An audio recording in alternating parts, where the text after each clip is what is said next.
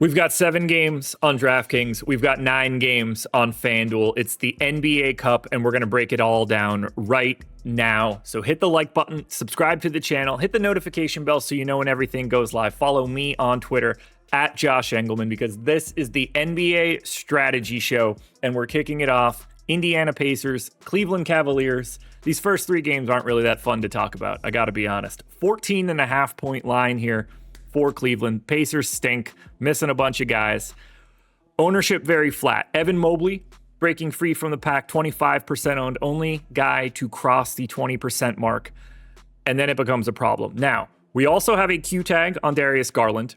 We have a Q tag on Jared Allen. Both of those will dramatically change what we have in this game, because we will create a ton of value if those guys happen to be out. Garland's been out for ages. Seems like he's going to play today, but you never know.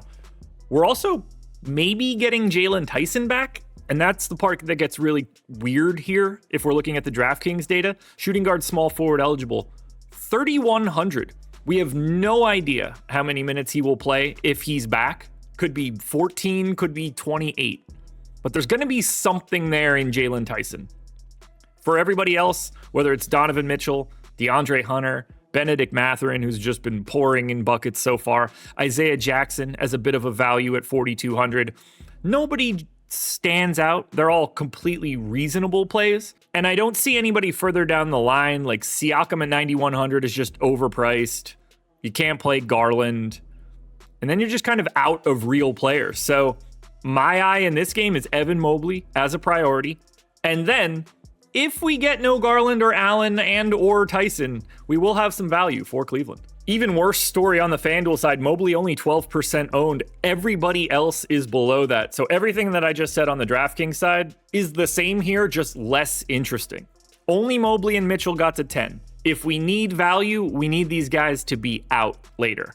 For right now, we just don't know that. But 7 o'clock start, we'll get this information before this locks. I told you these first couple games are awful, and this one is no different. Brooklyn Nets, Boston Celtics, another 2-touchdown underdog game, but this total is 16 points lower than the first game, and we really didn't like that one to begin with. Now you see the ownership here, 19% to MPJ, about 10 to Derek White, 7 for Jaylen Brown, and nothing else for anyone. And I think that makes sense. We don't expect a ton of offense. Brooklyn is awful. They don't play fast. So this is a slow, poor offensive game with the big 3 in quotes for Boston already priced where they're supposed to be. To me, this game is mostly a stay away. If you think Brooklyn can stay in it, then you probably like a little bit of Michael Porter Jr. and one of the main guys from Boston. At this moment, I guess I lean Derek White, but my hope for this one is that I don't have anything. I don't want any part of this game. It's the worst environment on the slate. Now, it is a little bit better on FanDuel. 20% ownership for Derek White, another 15 for MPJ and for Jaylen Brown. We talk about this every morning.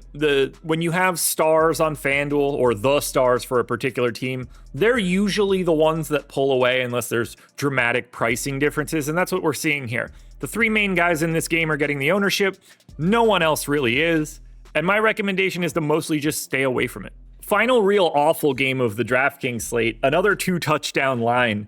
Wizards, 14-point dogs in Toronto. Unfortunately for us here, we're going to get a ton of it because Washington plays at one of the fastest paces in the league, and they're the worst defense. So that's giving us 30+% ownership to Jakob Poeltl, 25 for Barnes and Quickly, 15 more for Ingram and Barrett. And that says nothing for the Washington side with Keyshawn George, Alex Sarr, who's questionable. And that's really the big talking point for this one.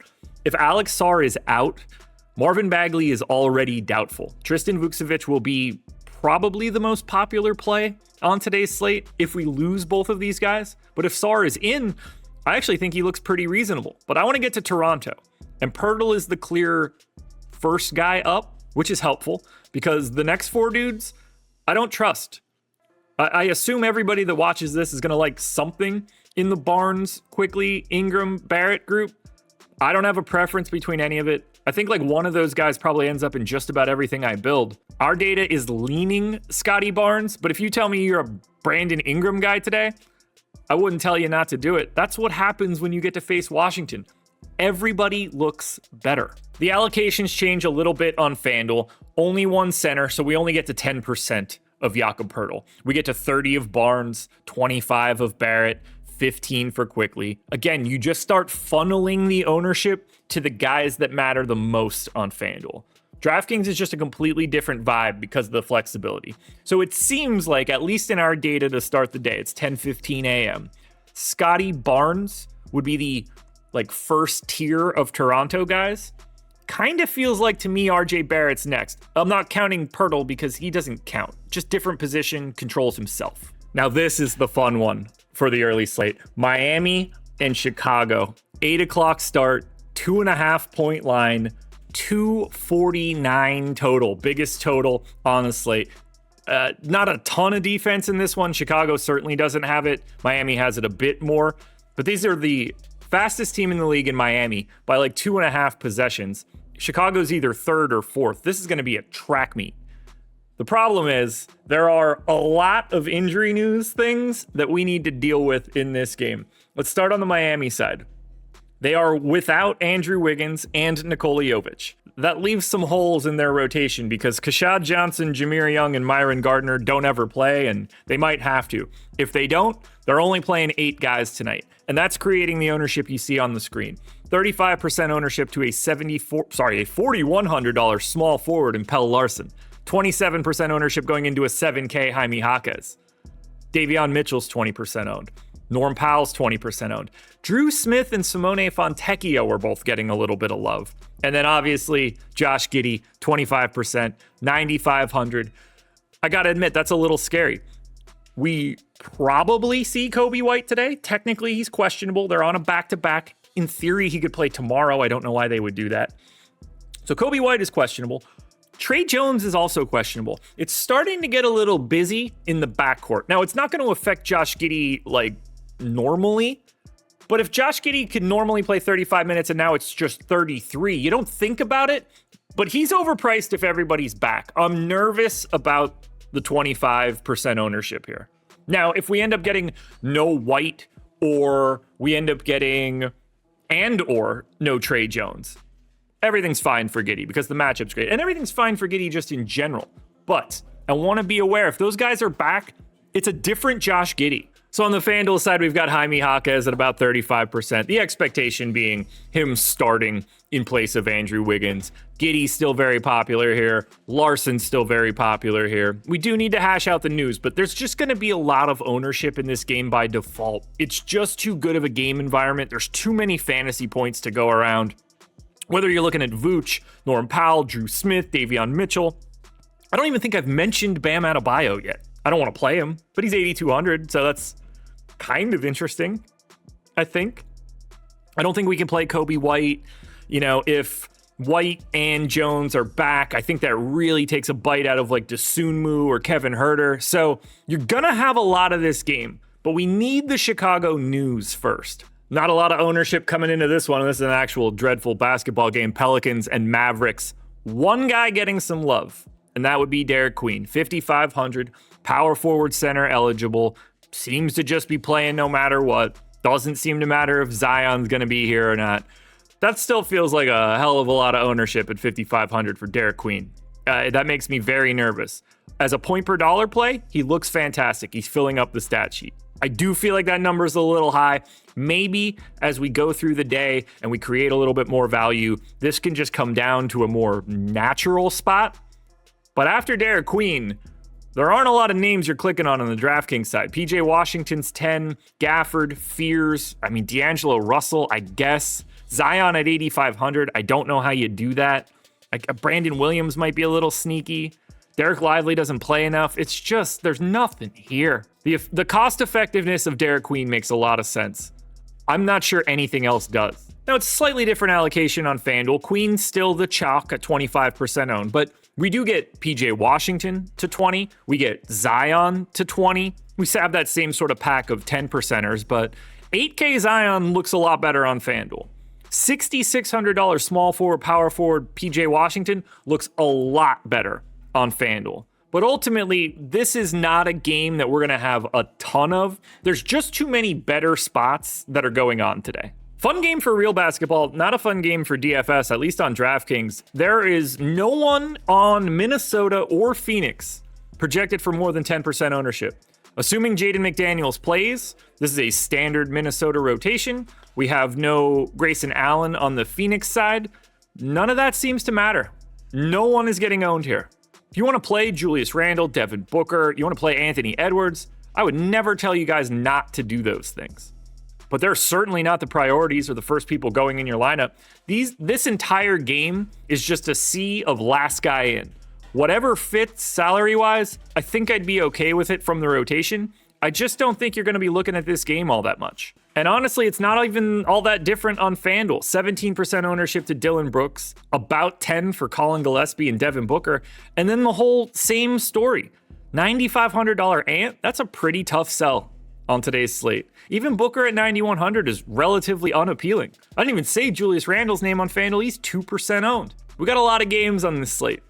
This does not appear to be a priority game. We close out the DraftKings slate in style with by far the best actual game on the slate. Denver Nuggets, 2.5-point dogs in Houston, taking on the Rockets. That said, not that appealing of a DFS game. Houston can change that though. Denver, nah, it's going to be tough. It's going to be very, very tough. Nikola Jokic is 13,200 and 4% owned. That is a price tag that is very difficult to click on because $9,700 Alperen Şengün is in this game, and even he's not getting that much love.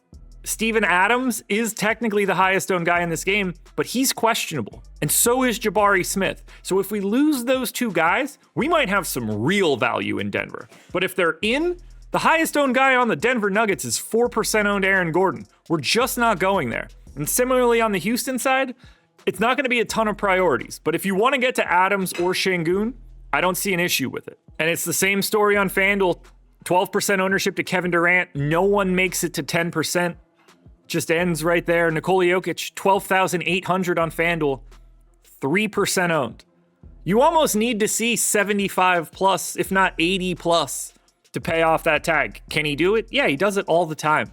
Do I think that he's going to do it in this matchup, which is probably the hardest matchup for Nikola Jokic in the league? It's either them or OKC, just from a size perspective. And it's not current OKC. I mean, it is current OKC, but not like current OKC. I want to watch every single second of this game. I don't know how much I'm going to have from a DFS perspective. These final two games are FanDuel only. OKC, Utah, Portland, Golden State. We got a bunch of news in Portland. We don't know the status of Drew Holiday or Shaedon Sharpe. Golden State should be at full strength, save for Jonathan Kuminga. Jazz seem like they're going to be fine, only one generic Q tag. And it's the same Thunder team we've been seeing, but obviously they're still without J-Dub and Aaron Wiggins. Steph Curry, actually, highest owned guy on FanDuel, 8,600, 25% owned. Not the most fun matchup in the world against Portland, but, you know, if Drew Holiday's not there, that will certainly help out Curry. All of the ownership here is coming into Golden State on FanDuel. Curry, Butler, Moody, Draymond, everybody else from the other three teams are 12 or lower. I actually like Chet quite a bit here at 7,400. He's been maintaining that 30-minute a game line. And I guess because it's the NBA Cup, you can feel slightly better about someone like Shai Gilgeous-Alexander if they want to try and really get that point differential, but ultimately $11K for him when he just kind of only plays 30 minutes a night because they beat the hell out of everyone.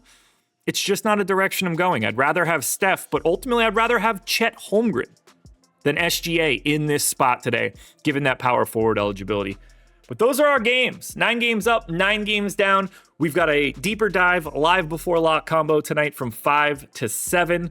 You can't miss it. And you're watching the best breakdown in the industry. So if you want the tools that we're looking at on the screen right now, click the link in the description. Sign up through Stokastic. You don't even have to spend a cent. Sign up through one of our partners. You get a month of The Sims for free. Enjoy your weekend, everybody.